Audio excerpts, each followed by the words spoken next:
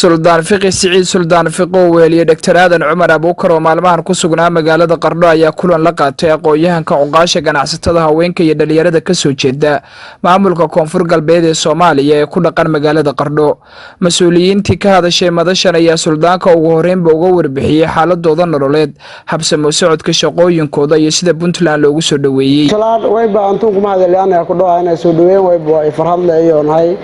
reereen leh wayba antu ku dhawaayana suldaan sayid fiqi suldaan siciid iyo way kala ku dhawaayana aadan cumar abuukar waxaan leenahay suldaan sayid fiqi suldaan fiqi waxaan leenahay suldaan welcome waxaan kugu soo dhaweynaynaa gobolka Karkaar gaasatan magaalada Qardho. shirkan unanteen iska qoyneen oo ka intaan iska qooy dadka ku jeeda gobolada Koonfur Galbeed Tigil iyo Mirafle may baxa ka dhawaayahayne suldaan fiqi sayid fiqi suldaanka guud oo ilaa macnaha Soomaali ilaa North America oo Tigil iyo Mirafle yaanta ka dhawaayahayna suldaanka oo muddo waqti dhowniin kooy oo muddo kooban hadanii la roogi may kale intan kuma nagaane maamulka Puntland gaar ahaan maamulka gobolka Karkaar iyo odayaasha dhaqanka gobolka Karkaar gaar ahaan magaalada Qardho maleex ka dhawaasana boqortooyada Soomaaliya ha ka dhawaada marxaban bikum asanglana ay caawa soo dhaweyn iyo sagootin iskugu jirta aan u sameynayno suldaanka guud ee beesha Tuni suldaan faqi suldaan Saciid suldaan faqi Hajaawisa iyo Dr. Aadan labadiinaba waxaan idin leenahay ku soo dhawaada magaalada Qardho kulli meewone lan dhul mari daayali haleer war Soomaali saasoo ma maahtayd lan dhul daayali marka insha Allah dhul badan soo marteen aragteen wadanku marka meel loo baahan yahay in loo shaado dadkana loo ka sheekush xaaladda ma arne wadamada dadka kale loo ka sheekush marka insha Allah ma boliha khayr ala sinsi soo dhawaada awalan ilaahay mahad iskule kulunkan maaran sharafta leh oo iska sheegay dadkan walaalkee qaraabada dhaliyooda Malaaq Cabdiraxmaan Maxamed Isaaq Malaaq Shariif Aadan Nabadoon Cabdi Cismaan Ibraahim gudoomiyaha midowga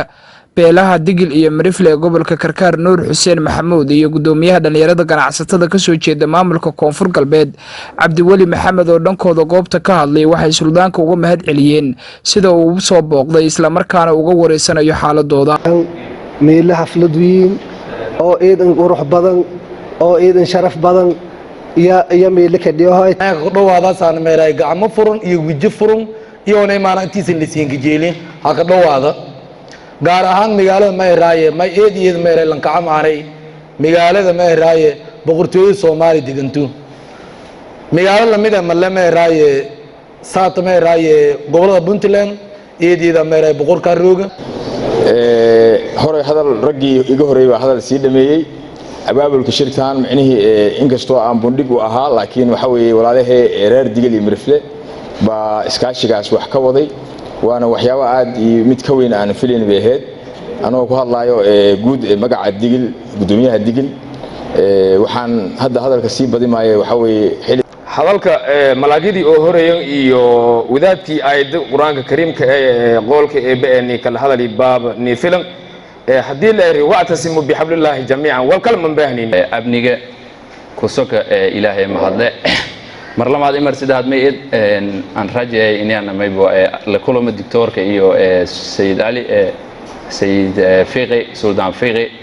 maybo intaan warsho ku dheegin maybo suldaanka waa qof idan wanaagsan qof inta badan maybo ka shaqeeyo isdhaxgalka bulshada iyo horumarka dhalinyarada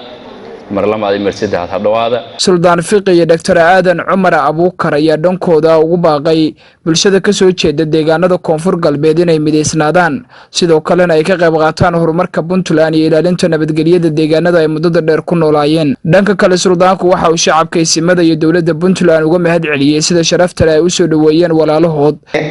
hadalka kiigay ma nagada insha Allah dardaaran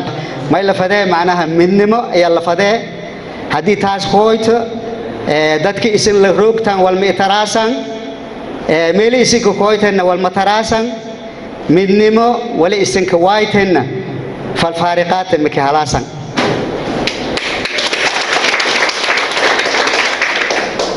yahay kulankan qaaliga ah oo aan warbixinada ku kala qaadanayno insha allahu tacaala raggii si gaar ahaan u abaabulay oo arrintan juhdi geliyeyna waan uga mahadcelinaynaa halkana aan rabaa inaan mahadcelin aan runtii uga jeediyo mas-uuliyiinta reer Puntland dhammaan madaxweynuhu ugu horeeyo iyo maaragtay isimada ka alkidadaal nawal bin maartay meeshii ku wada jazaakumullahu khayr ilaahay may ku suugaynay sanadkan sanadka ilaahayna maartay caafimaad qab ilaahayna ka deersi uniyo dhalokaana marka al dadaala bani aadan hadiitay umaysdanay tunmayskii wasaaytay fiir falaanka iskii bara qofka bani aadanka may wanay al tartana tartankan dareeray al ku harna jazaakumullahu khayr wa sallallahu wa sallam ala sayyidina